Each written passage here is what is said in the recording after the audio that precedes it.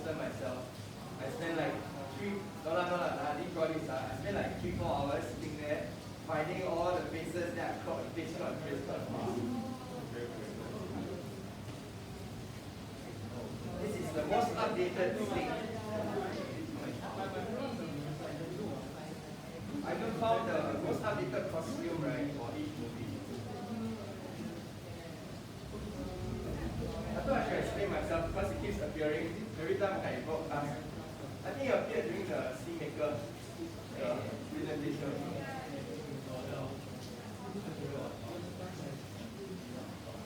Yes, I hate ever since I discovered this function where you can categorize the text, right? It's endless. Like everything has like a whole lot of stuff. You know you can do this on your Chrome. It's crazy.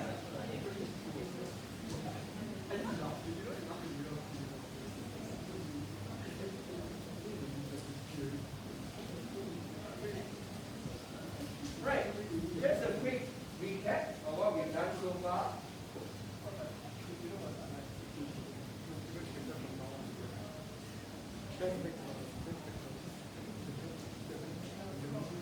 Okay, so far we've learned that the characteristics we see on ourselves are determined by genes. Okay?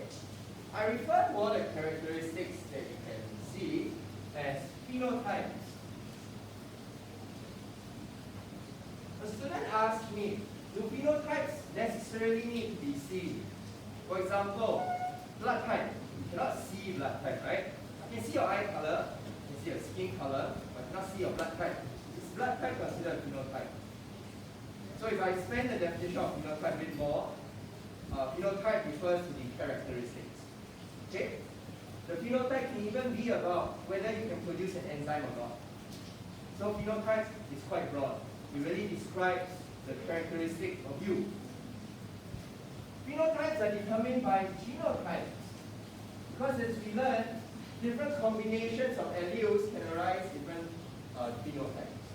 For example, if you have the genotype of blood type A and O together, your phenotype will be A. Right? So it's a combination of alleles.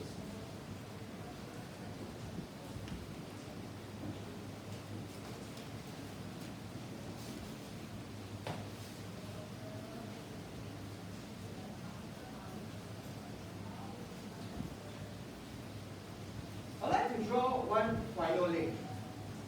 What leads from alleles characteristics? How is it that you can have a combination of alleles and you will end up having a particular characteristic on the surface? Proteins. This is highly linked to one particular chapter you've learned before. And that chapter is genetic expression. Because from here to here, it's nothing more than genetic expression. When you transcribe and translate.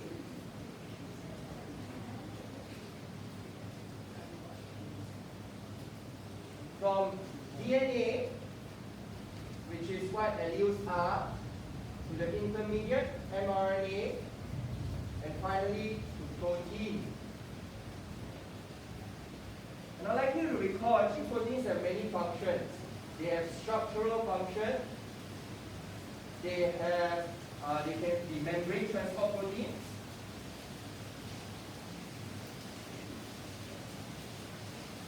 And our favorite, they are also enzymes. They are also hormones. So many things. That's why proteins can determine the characteristics of you. This is a link that I never drew as a student. I studied this chapter and inheritance separately, and I left it as such. So only after the university level, I realized they actually inherently linked. That's why we study all these chapters this year, one after another, because they're all linked to each other. Even as we draw genetic diagrams, we still go back to things like reproduction, fertilization. We go back to the fact that meiosis needs to appear to form the gametes. That's why we learn all these chapters only this year, because it leads up to this chapter.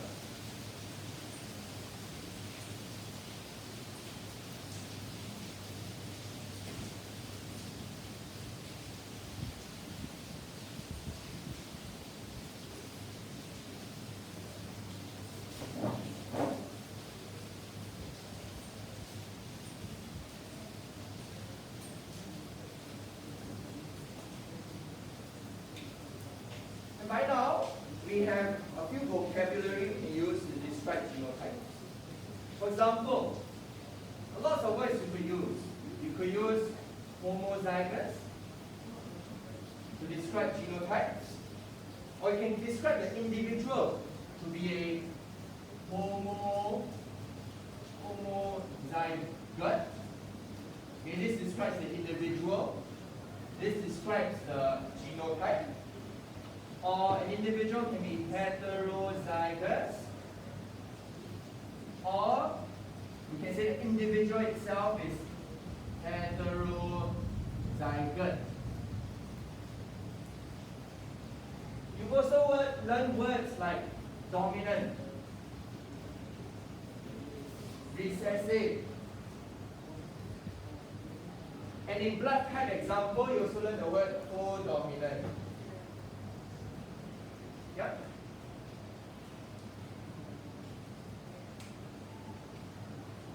We've also learned how to express dominant or recessiveness by using symbols. For example, if you want to express something is dominant, we'll use capital letters. Something recessive, you use small letters. What about codominance? How do we express that two alleles, right, are codominant? What, is this a bad joke? No, it doesn't. Actually, we've encountered it before. Remember blood types? Okay? I'm going to draw I, A, I, B.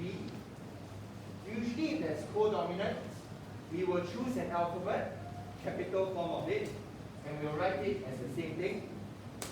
Then, on the superscript, we'll put the alphabet we want. Yeah? So for example, maybe the cow's coat color. Remember last round I shared with you that cows can be red and white at once? Did I? No, I didn't. Okay. So actually cows can come in red or white. Okay, also got black last. But in this particular example, red or white. So I'll show you. I'm going to write the allele for coat color, the cow's coat color. There are actually two forms of it. There is red, there is white. I write it this way because they are codominant. If these two alleles were to be found in a cow,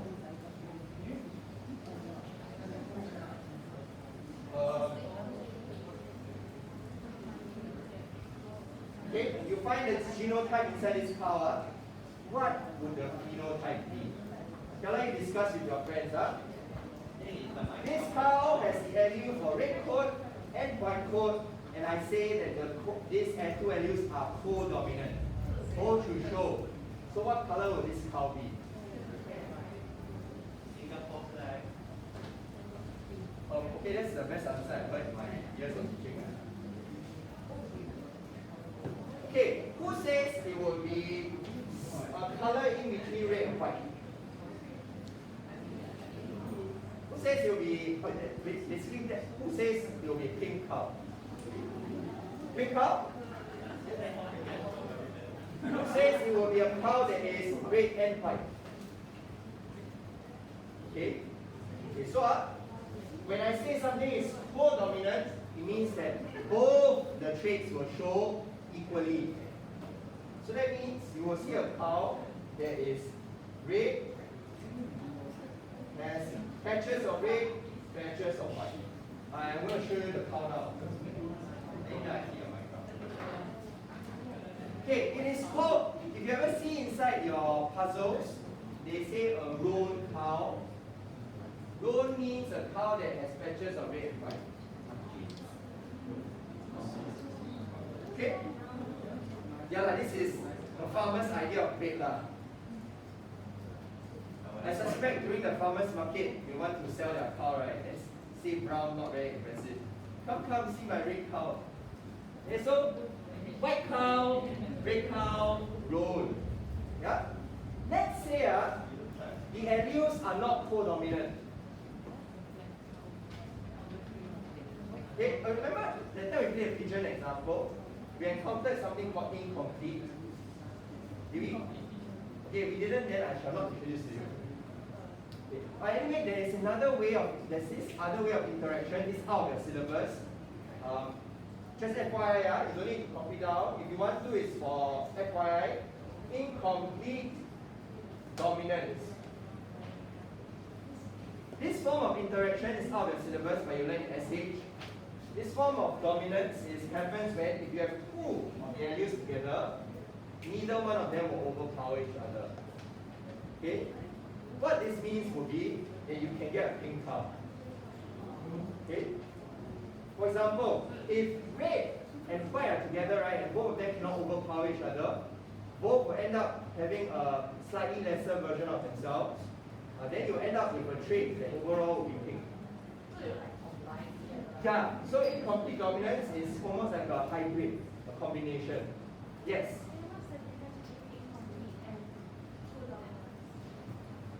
Are you asking me? Okay, so this is the difference, huh? Maybe it's a bit hard to accept it for a cow. But let's look at maybe a flower, perhaps. Let's say flower color, red, white, flower, red, white. If the allele for flower color is co-dominant, you will end up this genotype getting a flower that is red, has both red and white petals.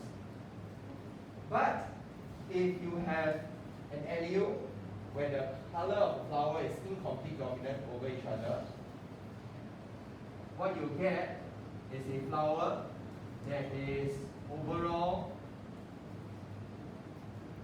pink. Okay? So actually that's the difference between incomplete and complete. You'll learn incomplete in SH because incomplete is a bit hard to spot.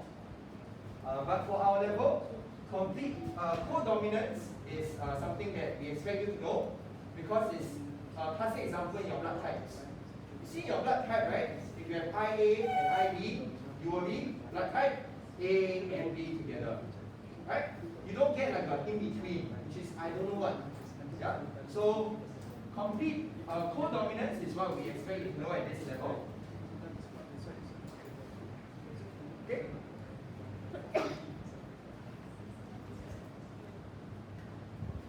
Today, I would like to introduce to you one last interaction. You know, dominant, recessive, co-dominant. I'd like to introduce you one more interaction that I expect you to know. And that is what our topic is today, sex-linked genes. I'm going to use color-blindedness as an example. It's a real example.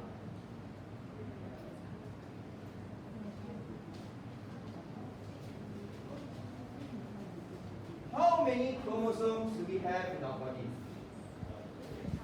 46. How many pairs of homologous chromosomes do we have? Yeah? You see all these words I'm using from the chapter of cell division. Okay, all very linked. We have in total 23 pairs of homologous chromosomes. So this is pair 1, 2, 3, 4, 5, 6.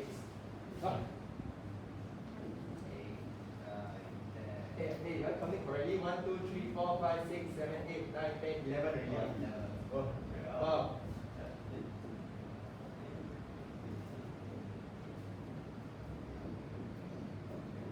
22 pairs. I think I lost count somewhere. There are 22 pairs of chromosomes. I'm missing one pair. That last pair are your sex chromosomes. Your sex chromosomes are not homologous chromosomes.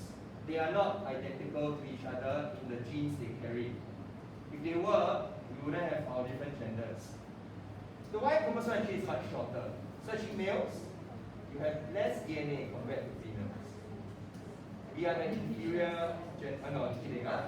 So we really have less DNA per cell. We have the same number of chromosomes, but this much of DNA is not present. Females have more. A female would have 2 X chromosomes, and they therefore have more DNA. We refer to these chromosomes as sex chromosomes. What do we refer all these other chromosomes? We call these other chromosomes autosomal chromosomes.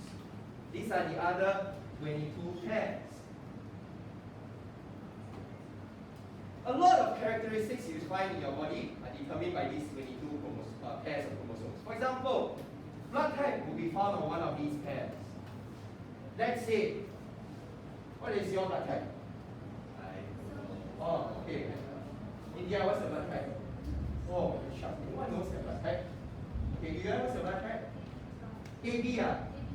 Okay, so let's just go with AB. So that means you learn that this particular chromosome, it has the allele for A and the allele for B. You will have to be this. Okay. So we have many different genes found across all the autosomal chromosomes. And we also have sex chromosomes that determine our gender. But guess what? Our sex chromosomes also have genes on them. Okay, they're not blank. They definitely have the genes that will determine our gender, but they also have some genes that determine other characteristics found here. And one of them is whether you can see color. So the gene that determines whether you can see color is found on the X chromosome, somewhere over here. Okay. So the Y chromosome does not have this particular allele. And here's the thing. Color blindness is a recessive allele found on the X chromosome. What does this mean? It means to say, I'm going to write the X chromosome. I'm going to use R for the symbol. Okay, maybe not R, maybe big N. Okay? Big N. This one, you can see color. Okay? If you were to have the recessive form of it, this is the color blindness form. Okay? I write X because it's linked to the X chromosome. The Y chromosome does not have the allele at all. So I want you to think about the implications of this.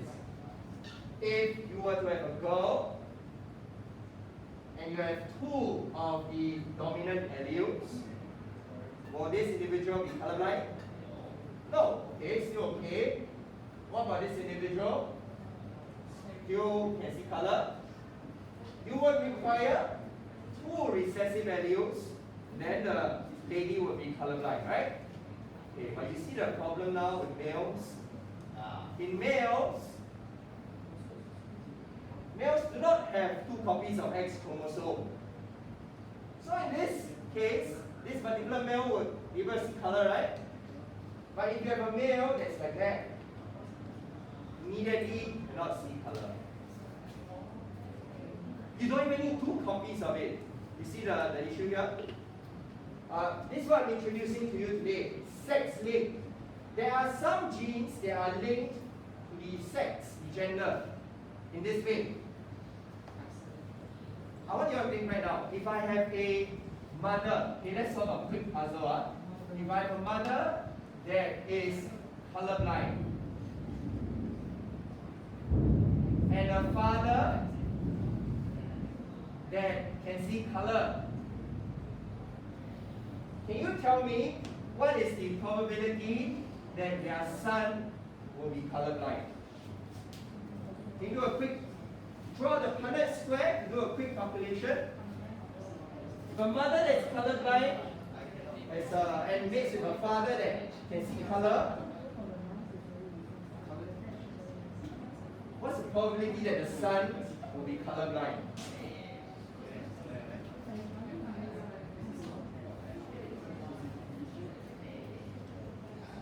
Okay, a very simple puzzle.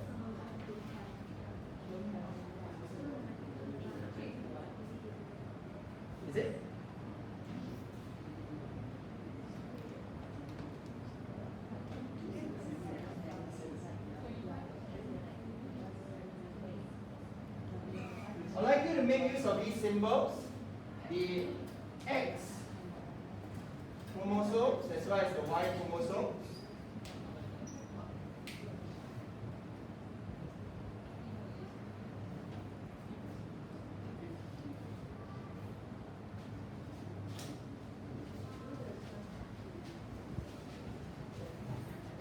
So what's the probability?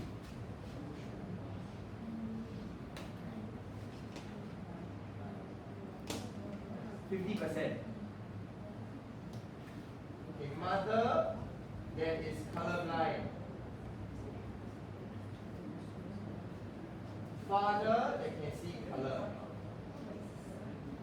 I'm asking for the son. What's the probability that the son will be colorblind?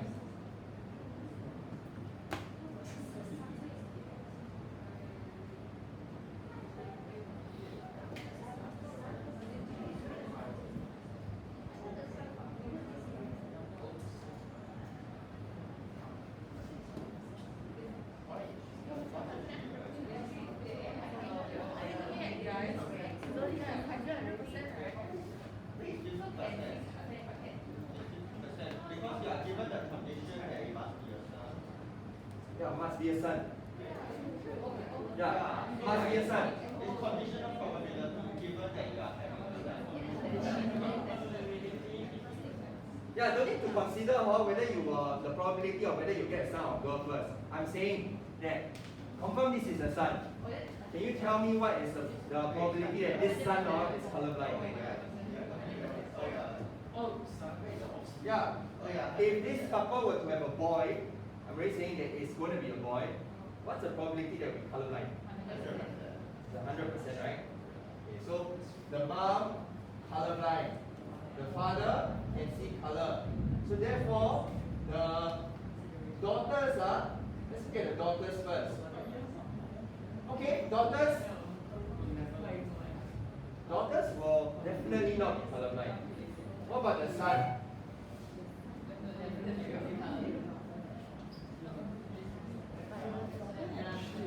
Yeah? In reality, color blindness, you often find them in males, more so than females. Okay, so this is the last kind of puzzle I expect you to be able to solve. Sex-linked genes. There are certain alleles that are found on the X or Y chromosome. If they are, then the symbol you will use as the main one will be either X or Y. Okay? Then you will put the allele on the top right hand corner. Okay? So we've encountered various kinds of symbols so far, right? Number one, on blood types. Blood types came like that. And we do it this way because there's some codominance here. You've encountered the classic example where you just use alphabets like that. And now the last example of symbols will be using sex chromosomes.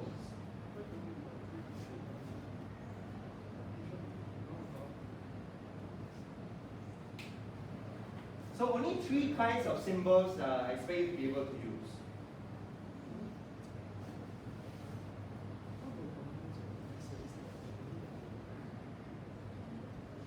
So if let's say if I were to find a couple, what other puzzles can we solve?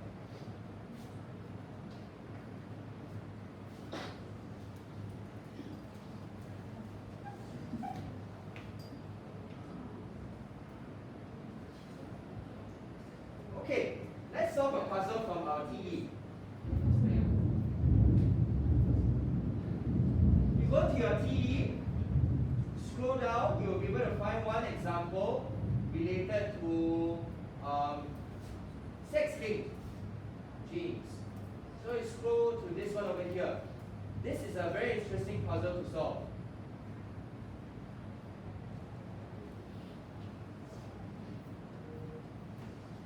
This puzzle has a few layers. They first give you a family tree. Okay? I'd like everyone to try this puzzle now. We had quite a lot of fun solving it in 4-7 yesterday. Yes.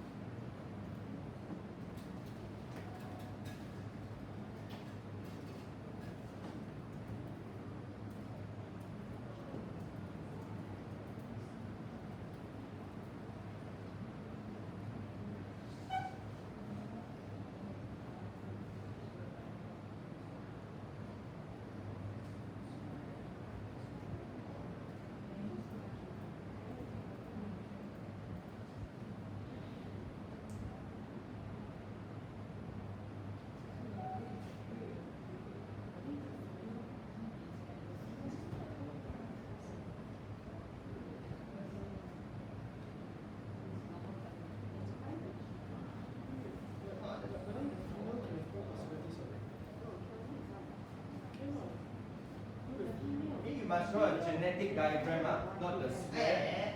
Yeah, genetic diagram. Yes. Oh yeah. Oh. But then like the zero can be X, X capital N and X small letter N. A good practice for a budding geneticist is to write down the genotypes on above all the square and circle so that it's easier to solve the puzzle. You may encounter some challenges for this one. Feel free to discuss with your friends. It's very fun to solve this particular puzzle.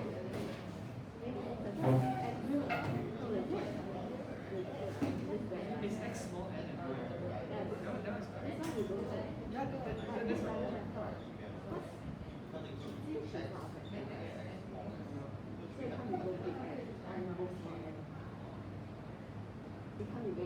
And then my question is,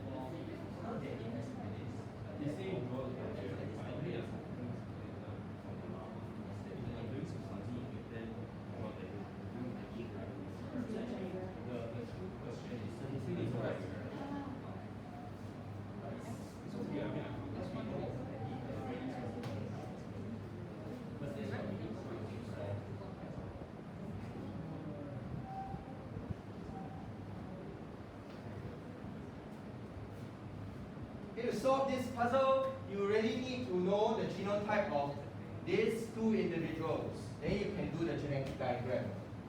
Okay? Have you figured out what's the genotype yet? Challenging?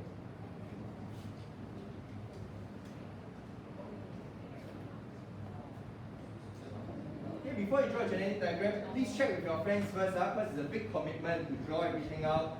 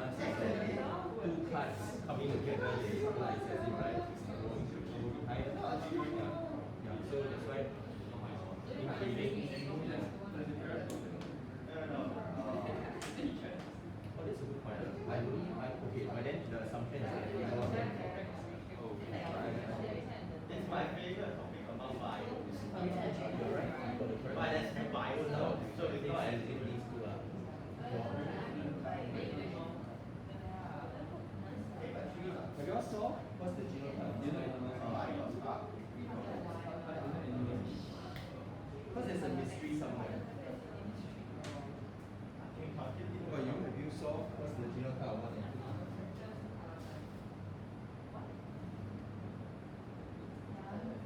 What's the genotype of individual 1 and 2? Because that's what's required to solve the genetic diagram.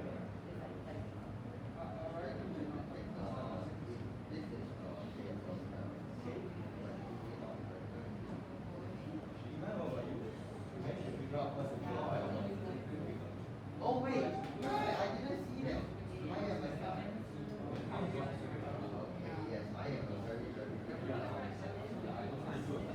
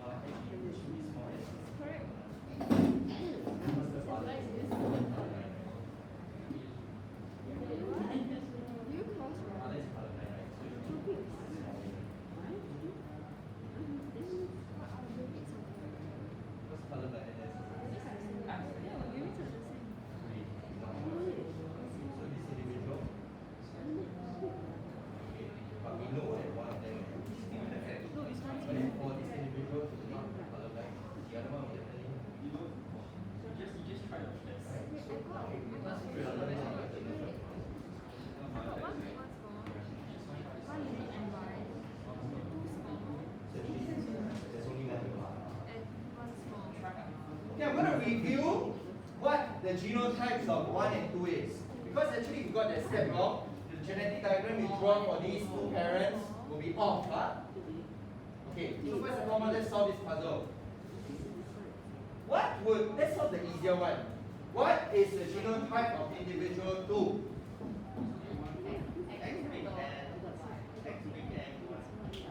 Okay, X big N and Y. Make sense? Because this guy is unaffected.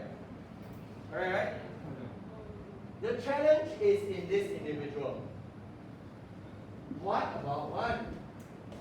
First and foremost, if 1 is not colorblind, that would mean to say that she has at least 1 copy of the dominant. Make sense? If she's not colorblind. At least 1 copy of the dominant. Now the question is, what about the other X chromosome? It could be small n, could be big N. But which is it going to be? Okay, then we look at the father. Because we look at dad, if dad is colorblind, definitely was small n.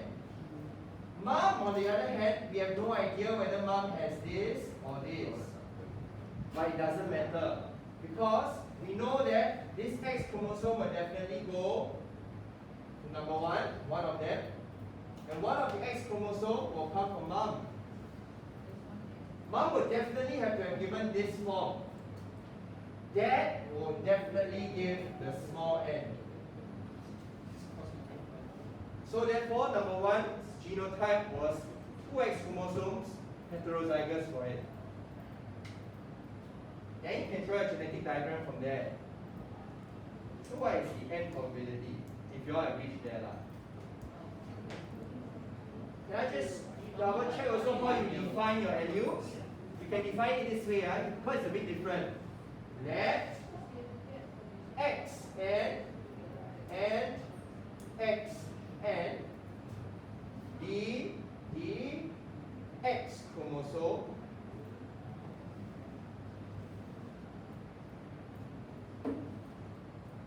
carrying the allele for normal vision and color blindness respectively. I love to use the word respectively. Then I can squeeze a lot of things in one sentence rather than write too many times. Yes? Even the question is asking for possible phenotype, phenotype of male and Yeah. What's your question? Sorry. Okay.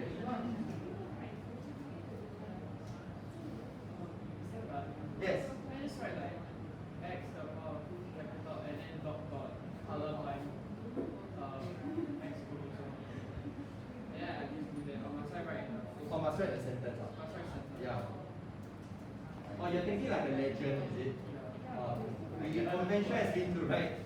Why cannot put arrow like the left implies, the X implies? This is our biology tradition, as when we learn basics of genetics. Okay. I would say it is a good practice because you can see if you understand how to use the word alleles, chromosomes properly in a sentence, rather than blindly memorize how to introduce your symbols.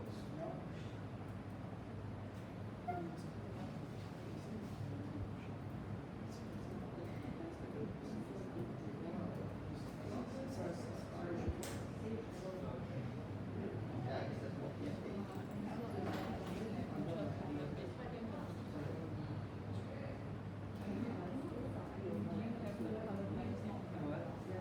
Yes.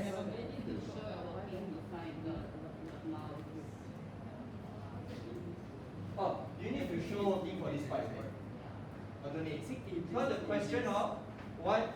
Okay. The working you need to show is between these two, how you derive what's a phenotype and genotype.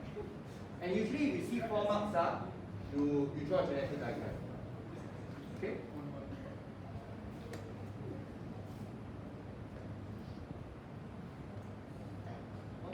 If you want to know if you're correct, what do? Draw a Punnett square. Okay, just to double check. I'll draw a Punnett square, then you can also double check. You see if you got the correct answer. X big N, X small n. Okay, use this method to double check or for MCQs.